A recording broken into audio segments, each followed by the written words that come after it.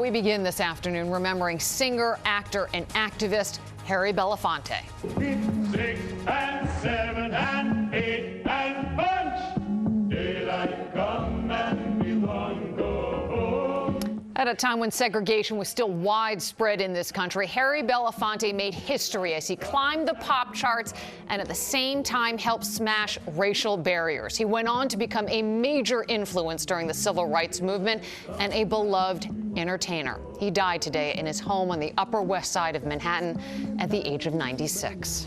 And good afternoon to you. I'm Liz Chow. I'm David Navarro. There is no question Harry Belafonte is an American treasure. The Harlem native was given the nickname King of Calypso from his early hits, but he then would go on to become a legend in everything else he touched. In 1954, he was the first black man to win a Tony Award. 6 years later, the first black man to win an Emmy. But it was his work as a civil rights activist that he said he was most proud of. Entertainment reporter Sandy Kenyon joins us now with a look back at Belafonte's remarkable career and the impact he leaves behind. Sandy. So much impact, Dave and Liz. His success as an entertainer was surpassed by his impact as an activist.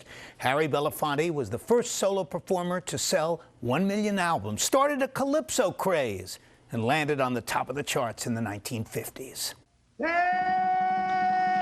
Harry Belafonte sang his way into the hearts of millions beginning in the 1940s, gaining the nickname King of Calypso for his take on traditional Caribbean folk music. But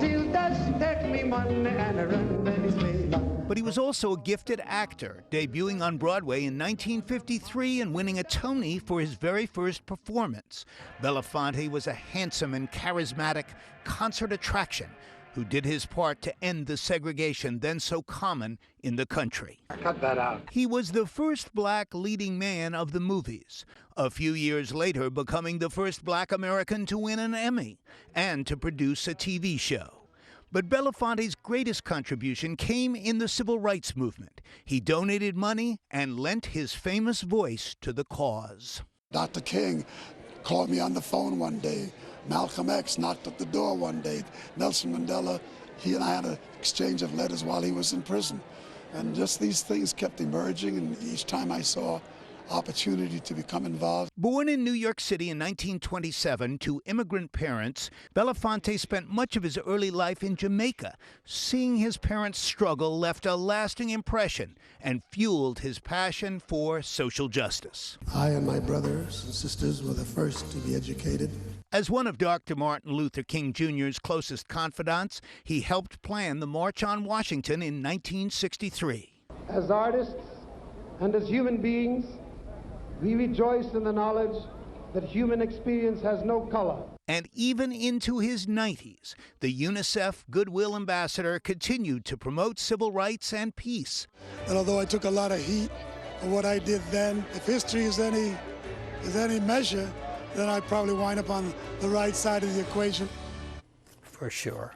I met him early in my career when he managed to do good by sounding great for the We Are the World recording that raised tens of millions of dollars for African famine relief back in 1985.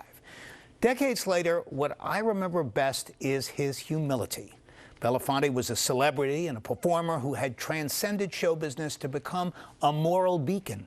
And yet he spoke softly and with great kindness to me. He was always eloquent, but ultimately, who Harry Belafonte was as a human being spoke loudest of all. Didn't it, David Liz? What a Beautifully great memory. said. Great memory.